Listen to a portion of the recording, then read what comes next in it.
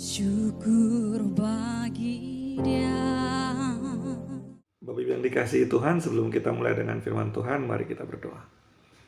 Bapa di surga, terima kasih untuk waktu yang baik ini. Kami mau merenungkan kebenaran-Mu. Biar Roh Kudus hadir bersama dengan kami, menolong kami untuk mengerti kehendak-Mu.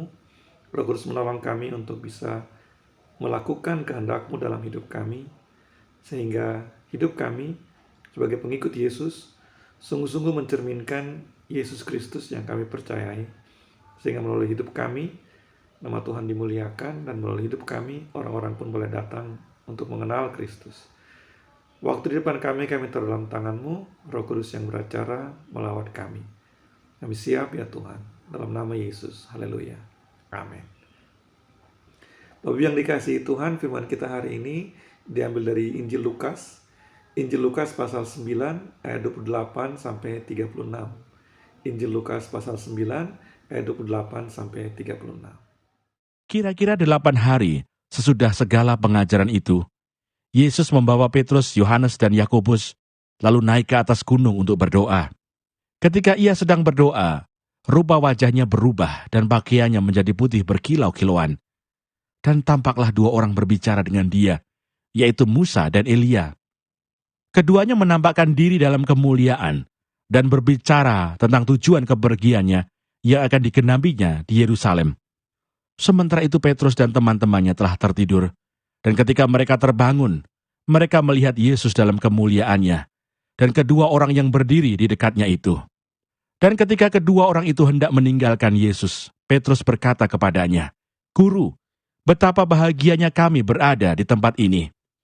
Baiklah kami dirikan sekarang 3 kemah, 1 untuk engkau, 1 untuk Musa, dan 1 untuk Elia." Tetapi Petrus tidak tahu apa yang dikatakannya itu. Sementara ia berkata demikian, datanglah awan menaungi mereka. Dan ketika mereka masuk ke dalam awan itu, takutlah mereka.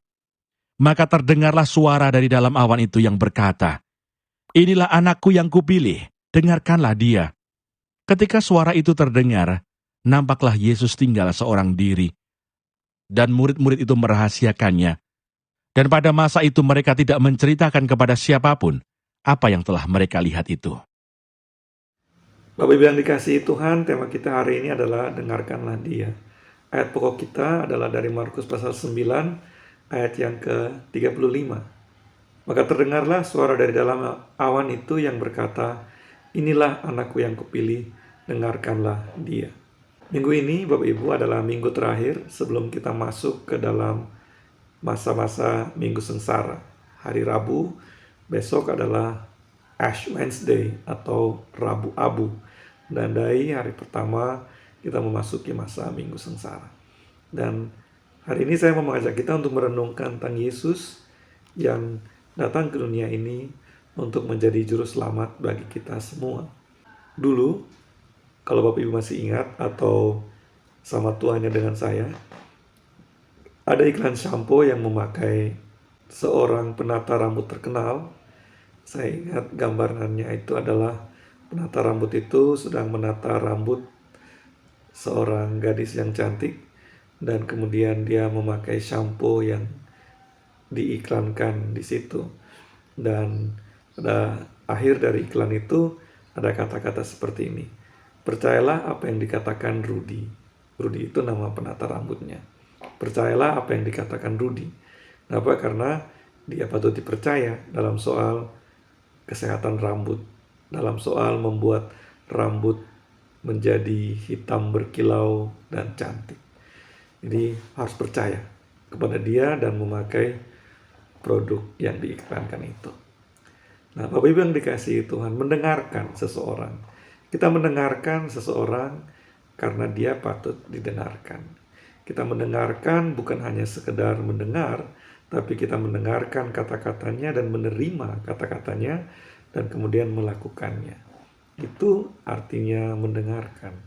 Mendengarkan dengan percaya. Mendengarkan dan yakin. Seperti yang merupakan tujuan dari iklan shampoo yang saya ceritakan itu. Mungkin Bapak Ibu masih ingat adegan iklan itu. Nah, dalam kehidupan iman kita adalah pengikut Yesus. Sebagai pengikut Yesus, kita mengikuti ajaran dan teladan Yesus. Dan dalam perikop yang kita baca tadi, terdengar suara dari dalam awan yang berkata kepada murid-murid Petrus, Yakobus, Yohanes, dengarkanlah dia. Listen to him. Siapakah Yesus sehingga kita harus mendengarkan dia? Yesus lahir di Bethlehem. Dia dibesarkan di kota bernama Nazaret. Dan ketika usianya 30 tahun, dia pergi ke sungai Yordan, dibaptis oleh Yohanes Pembaptis, lalu dia kembali ke Galilea dan memulai pelayanannya. Pelayanannya berpusat di Kapernaum. Yesus kemudian memanggil murid-murid dan mulai mengajar mereka. Orang banyak yang datang kepadanya, dia mengajarkan firman Tuhan kepada mereka. Kemudian dia menyembuhkan yang sakit, membuat banyak mujizat, dan memberitakan kabar baik kerajaan Allah. Yesus, Bapak Ibu, melakukan itu semua. Dan sejak awal pelayanannya, Injil Markus mengatakan bahwa sejak dia berkhotbah pertama kali di sebuah rumah ibadat di Kapernaum, orang-orang terkesima dan bertanya-tanya, apa ini? Ini pengajaran baru. Pengajaran baru yang seperti apa? Karena dia mengajar dengan penuh kuasa. Dan para pemuka agama kaget dengan hal itu, jemaat kaget dengan hal itu, bahkan roh-roh jahat juga terkejut dengan hal itu.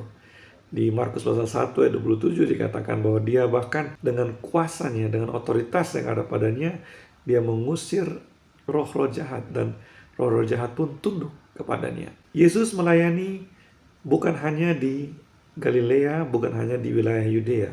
Dia pergi ke daerah orang-orang bukan Yahudi. Dan di daerah orang-orang bukan Yahudi itu pun orang-orang di sana menyaksikan kuasanya. Dan kuasa yang begitu luar biasa itu membuat banyak orang menjadi percaya. Dan bukan hanya orang bukan Yahudi yang menyaksikan kuasanya. Alam pun tunduk kepada kuasanya. Kita sudah dengar cerita, kita sudah pernah bahas juga, ketika Yesus dan murid-murid di Danau Galilea, ada badai yang datang menghantam perahu mereka. Dan ketika badai itu semakin kencang, murid-murid mulai panik karena air masuk ke dalam perahu. Mereka mencari Yesus, mereka menemukan Yesus sedang tidur di buritan. Mereka membangunkan Yesus, "Guru, engkau tidak peduli kalau kita binasa?" Dan di Injil Lukas pasal 8 ayat 22-25 kita bisa melihat Yesus bangun dan kemudian menghardik angin itu, menghardik danau itu, dan angin dan danau itu kemudian menjadi tenang. Murid-murid terkesima dan mereka mengatakan, siapa ini dia? Sehingga angin dan danau pun tunduk kepadanya. Perikop yang kita baca tadi terjadi setelah 3 tahun Yesus melayani. Yesus bersama dengan murid-murid pergi ke Kaisarea Filipi di kaki Gunung Hermon. Dan kemudian setelah seminggu di situ, Yesus membawa Petrus, Yakobus, dan Yohanes naik ke atas gunung. Di sana, seperti yang tadi kita baca, terjadi Yesus berubah rupa, mengenakan rupa kemuliaan. Dan dia bertemu dengan Musa dan Elia. Musa melambangkan hukum Taurat, dan Elia mewakili para nabi. Dan ketika mereka sedang berbicara dan berbincang-bincang, kemudian awan turun ke atas mereka, dan suara Tuhan berseru dari langit, "Ini anakku yang kukasihi, dengarkanlah dia." Dengarkanlah Yesus. Kenapa kita harus melakukan itu? Kenapa kita harus mendengarkan Yesus? Kenapa kita harus percaya kepada kata-kata Yesus? Kita suka meneliti tulisan-tulisan Paulus, dan bahkan ada yang berargumen dengan tulisan-tulisan Rasul Paulus. Tapi tidak banyak yang berani untuk berargumen dengan kata-kata Yesus. Allah berbicara kepada Petrus, Yakobus, Yohanes, dengarkanlah Yesus. Dan saya kira seminggu sebelum Minggu Sengsara kita perlu mendengarkan sekali lagi kata-kata Allah ini, dengarkanlah Yesus. Pertanyaan yang mungkin kita perlu ajukan pada diri kita adalah, apakah kita mendengarkan Yesus? Apakah kita mendengarkan semua kata-kata yang disampaikan oleh Yesus? Apakah kita mendengarkan apa yang Yesus sampaikan yang tercatat di dalam Injil? Ada banyak ayat di dalam keempat Injil yang menyampaikan kepada kita apa yang Yesus katakan. Persoalannya adalah kita, Bapak Ibu, kita melakukan apa yang dinamakan selective listening. Kita memilih apa yang kita mau dengarkan. Ada banyak informasi yang diperdengarkan dan kita memilih yang mana yang kita mau dengar dan yang mana yang kita mau lewatkan. Kata-kata Yesus pun sedihnya diperlakukan seperti itu. Ada banyak kata-kata Yesus yang diperdengarkan kepada kita, tapi kita memilih kata-kata tertentu saja, firman tertentu saja untuk kita dengarkan. Dan firman-firman yang lain kita tidak tolak, tapi kita biarkan di situ. Contohnya, kebanyakan kita suka mendengar Yesus mengatakan, "Marilah kepadaku, wahai yang letih lesu dan berbeban berat, aku akan memberi kelegaan padamu." Matius 11 ayat 28. Atau kita juga menghafal kata-kata Yesus ini, "Aku datang agar mereka dapat memperoleh hidup dan hidup yang berkelimpahan." Yohanes 10 ayat 10. Atau kita juga menghafal Yohanes 3 ayat 16. "Karena begitu besar kasih Allah akan dunia ini, sehingga dikaruniakannya anaknya yang tunggal, supaya barang siapa yang percaya kepadanya tidak binasa, melainkan beroleh hidup yang kekal." Saya sendiri sangat suka dengan Matius 6 ayat 33. "Cari dahulu kerajaan Allah dan kebenarannya, maka semuanya akan ditambahkannya kepadamu." Kita mendengarkan kata-kata Yesus yang menguatkan hati kita, yang menghibur, yang membangkitkan semangat. Itu tidak salah, karena Yesus memang mengatakan demikian. Akan tetapi, sedihnya, kadang-kadang kita mengabaikan kata-kata Yesus yang lain. Kata-kata Yesus yang terdengar keras, kata-kata Yesus yang terdengar berat, seringkali kita mengabaikan. Atau kita tidak kasih stabilo di Alkitab kita, ayat-ayat yang seperti itu. Yesus mengatakan di Matius 10 ayat 34-37, "Jangan kamu menyangka bahwa aku datang untuk membawa damai di atas bumi. Aku datang bukan untuk membawa damai, melainkan pedang. Sebab aku datang untuk memisahkan orang dari ayahnya, anak perempuan dari ibunya, menantu perempuan dari ibu mertuanya. Dan musuh orang ialah orang-orang seisi rumahnya. Barang siapa mengasihi bapa atau ibunya lebih daripadaku, ia tidak layak bagiku. Dan barang siapa mengasihi anaknya laki-laki atau perempuan lebih daripadaku, ia tidak layak bagiku." Matius 10 ayat 34-37, Yesus mengatakan begitu. Saya kira ayat seperti ini tidak banyak keluarga yang mau menghafalnya. Di Lukas pasal 9 ayat 23-24, Yesus mengatakan juga, "Setiap orang yang mau mengikut aku, ia harus menyangkal dirinya, memikul salibnya setiap hari dan mengikut aku. Karena barang siapa mau menyelamatkan nyawanya, ia akan kehilangan nyawanya. Tapi barang siapa kehilangan nyawanya karena aku, ia akan menyelamatkannya." Lukas 9 ayat 23-24.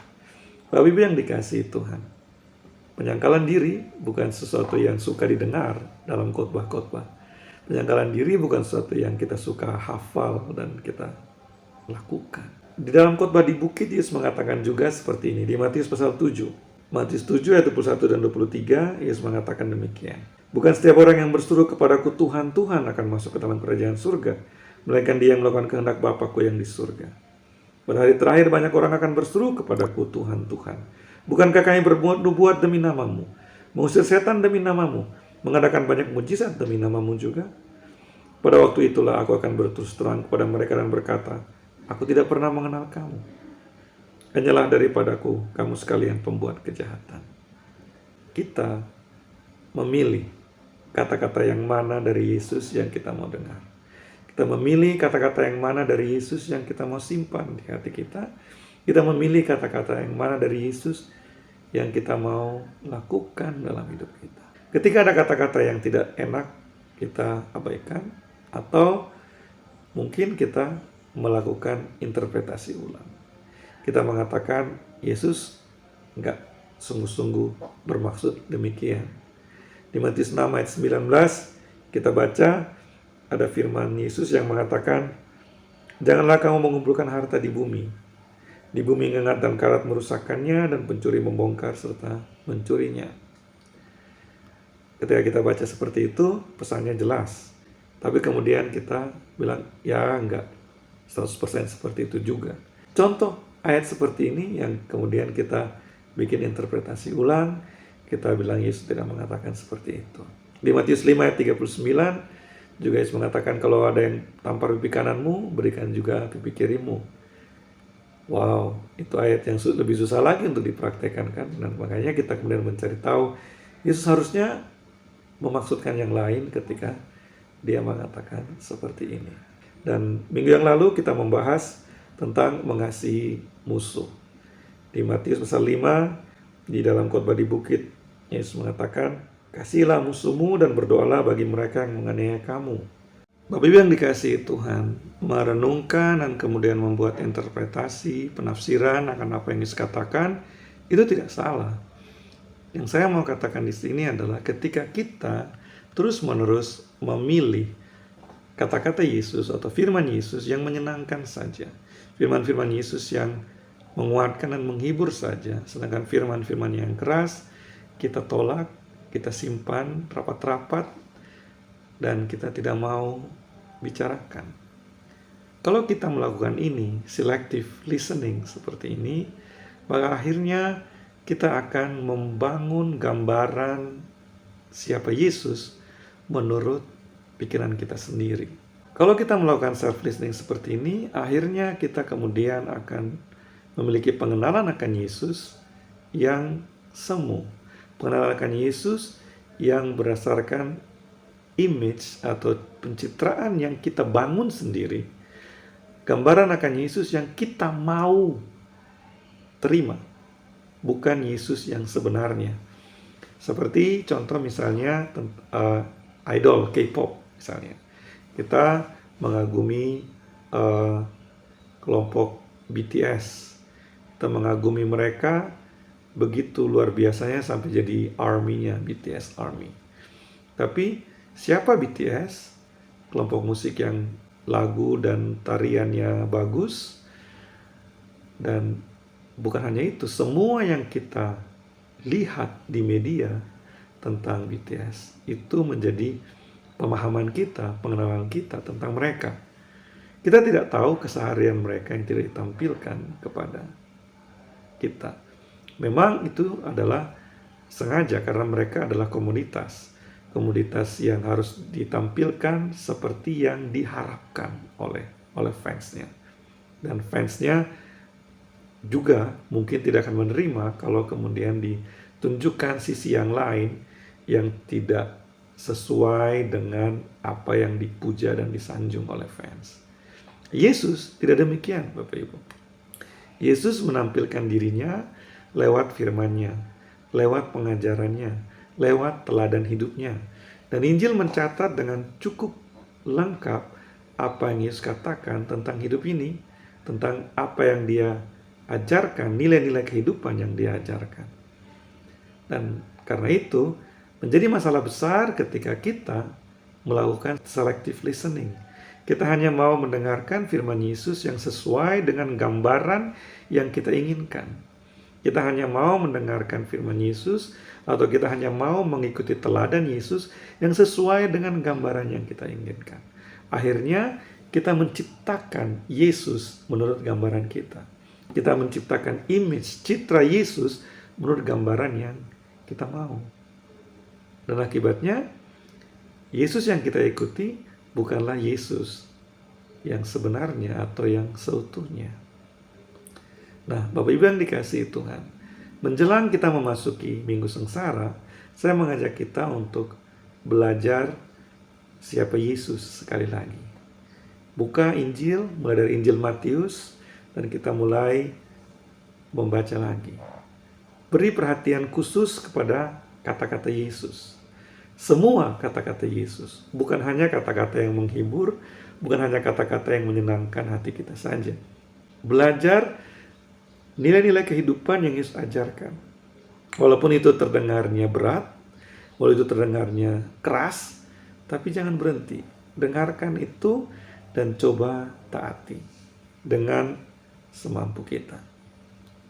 Pada awalnya mungkin akan susah. Ketika Yesus mengatakan menyangkal diri memikul salib, itu bukan kata yang mudah.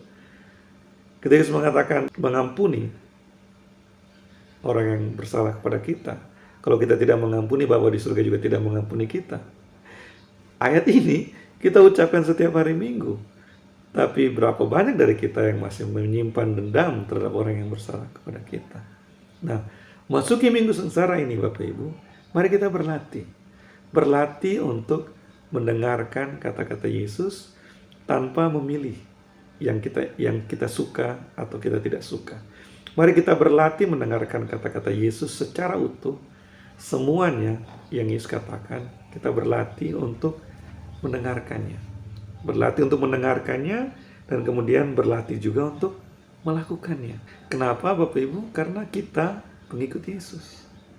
Pengikut Yesus hidupnya harusnya mencerminkan Yesus. Pengikut Yesus mengenakan Kristus dalam hidup kita. Paulus mengatakan hidupku bukannya aku lagi, melainkan Kristus yang hidup di dalam aku. Di Kolose pasal 3 ayat 12-14 Paulus menulis begini. Karena itu sebagai orang-orang pilihan Allah yang dikuduskan dan dikasihinya, kenakanlah belas kasihan, kemurahan, kerendahan hati, kelemah lembutan dan kesabaran. Sabarlah kamu seorang terhadap yang lain, ampunilah seorang akan yang lain, apabila seorang menaruh dendam terhadap yang lain. Sama seperti Tuhan telah mengampuni kamu, kamu perbuat jugalah demikian. Dan di atas semuanya itu, kenakanlah kasih sebagai pengikat yang mempersatukan dan menyempurnakan. Paulus mengatakan mengenakan. Kita mengenakan Kristus karena kita mengikut Kristus. Kita pakai bajunya Kristus. Supaya ketika orang melihat kita, orang melihat Kristus. Nah, untuk seperti itu, kita perlu belajar siapa Kristus. Di ayat 16, Paulus mengatakan lagi, hendaklah perkataan Kristus diam dengan segala kekayaannya di antara kamu. Kata-kata Kristus, diam, dwell, tinggal, menetap di dalam kita. Untuk bisa seperti itu, kita perlu belajar untuk membaca, mendengar, dengan teliti semua yang Yesus katakan, semua yang Yesus ceritakan, semua yang Yesus ajarkan. Supaya ketika orang melihat kita, orang melihat Yesus. Bapak Ibu mau, saya kira ini adalah latihan yang berharga bagi kita menjelang Minggu Sengsara tahun ini. Kita mau merenungkan siapa Yesus, dan kita mau belajar mendengarkan Yesus. Kita mau belajar mendengarkan dengan seksama kata-kata Yesus. Mulai dari Injil Matius kita mulai baca. Mulai dari hari ini, setelah selesai ibadah ini, kita belajar, kita baca. Setiap hari 1 pasal, 2 pasal, tidak apa-apa. Tapi biarlah selama Minggu Sengsara sampai Paskah tahun ini, kita mengenakan Kristus. Perkataan Kristus di dalam hidup kita. Sehingga hidup kita memuliakan nama Tuhan. Hidup kita memperkenalkan Kristus pada dunia di sekitar kita. Haleluya. Semoga firman ini menjadi berkat bagi kita semua. Mari kita berdoa. Bapa di surga, tolong kami. Kami mohon ampun kepadamu bila selama ini kami melakukan selective listening terhadap firman-Mu. Kami mendengar, tapi tidak semua kami dengar. Kami hanya mau menerima yang kami suka, yang nyaman bagi kami. Kami mau bertobat hari ini Tuhan. Dan mulai hari ini kami mau belajar mendengar firman Yesus. Kami mau belajar dari Yesus, kata-kata Yesus. Dan biarlah hidup kami sungguh-sungguh mengenakan Kristus, mencerminkan Kristus, memuliakan Kristus.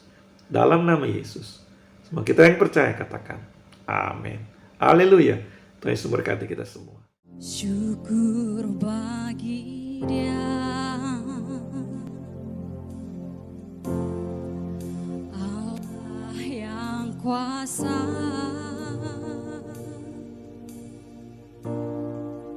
yang menjadikan segala